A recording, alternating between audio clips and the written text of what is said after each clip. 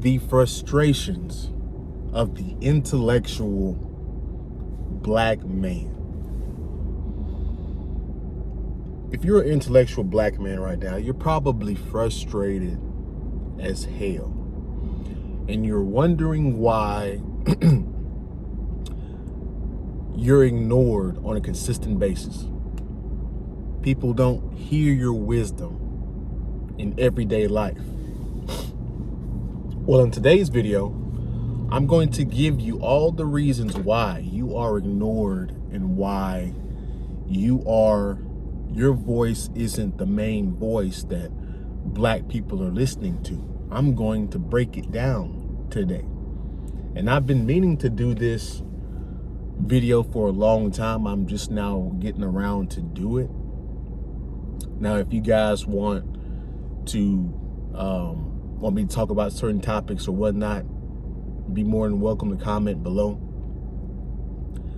But I think maybe my next video will be something about the frustrations of the introvert, because that's a different kind of topic that'll be more inclusive to everybody, not just black people.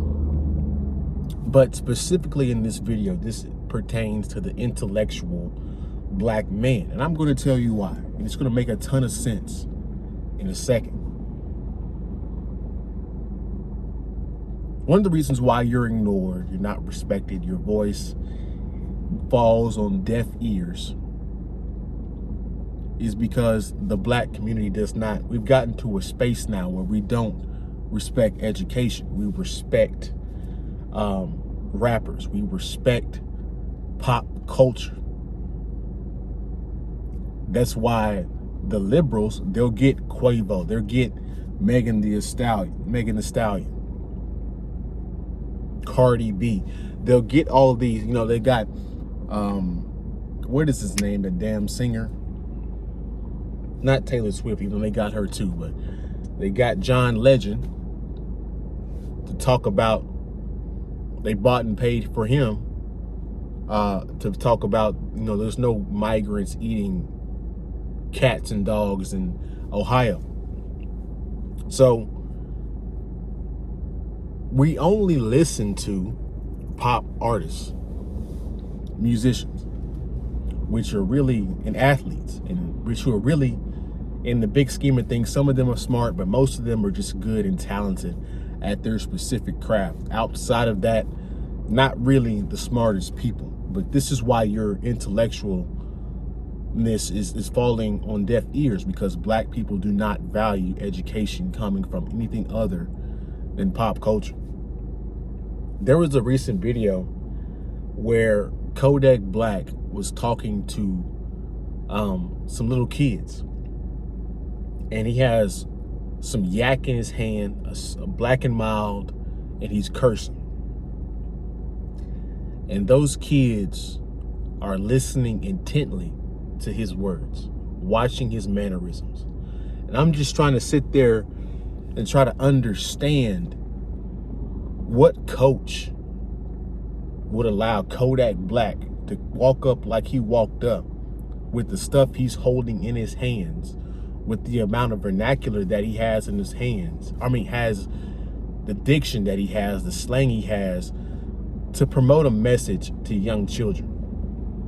It just doesn't make any sense. And as an intellectual black man, you see the shit, but nobody listens to you, because hood culture, pop culture, black people don't want to read. They're not into education. They're into getting degrees, but they're not into getting education and filtering through the truth and critically thinking of what's really going on in the world. So that's one reason why you're being ignored. Next reason is you're a black man, not a black woman. See, the black community is a matriarchal driven community. Hyena culture.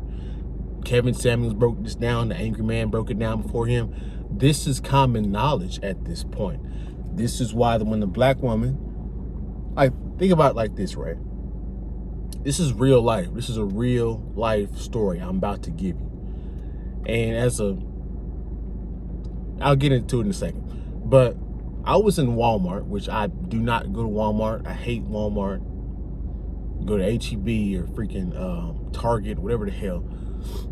And plus, I do curbside anyway. I don't go into the store anymore. It's just too much going on and waste of time.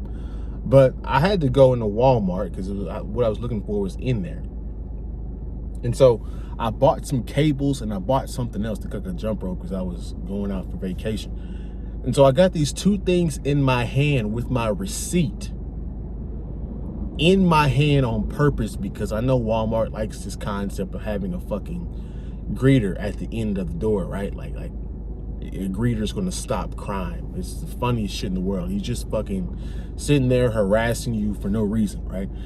But as I'm walking out, there was a black woman that walked in front of me.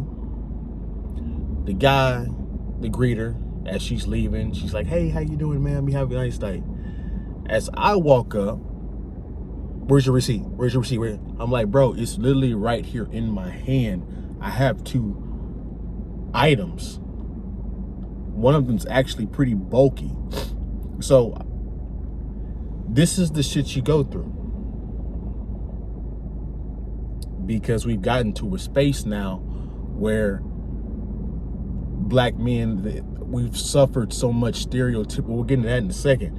We've suffered so much stereotypical propaganda in the media on top of, outside of not working together and having unity to take control of the narrative and actually show the positive sides of us. So everybody, including at your job, respects the black woman first before they'll respect the black man. She'll get the promotion before you. It's a weird dynamic. I don't know if you guys have noticed this or not. And this is not an excuse because this is the automatic shaming language is black women come up and say, "Oh, you're just making excuses. You're not working hard enough." No, this is how the real world is.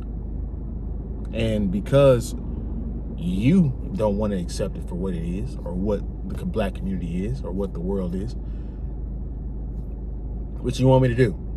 So the next point kind of goes into the one of the reasons why you're so looked at weird from other groups, including your own group. So the frustrating thing is most black men are actually, I wouldn't say most, but there's a considerable amount that are actually full of it. Enough to where whenever you walk into a room, people don't expect you to be intellectual. People don't expect you. And plus people are not going to listen to you even if you did say something rational, because most black men don't value education, don't say smart things on a consistent basis. And so this is why nobody expects you to do anything or be smart. They're surprised when you're smart, is because we've constructed a stereotype that is actually true to a degree, that black people aren't intellectuals. Black men specifically aren't intellectuals. So when you go into a group, when you go into a setting, a social setting,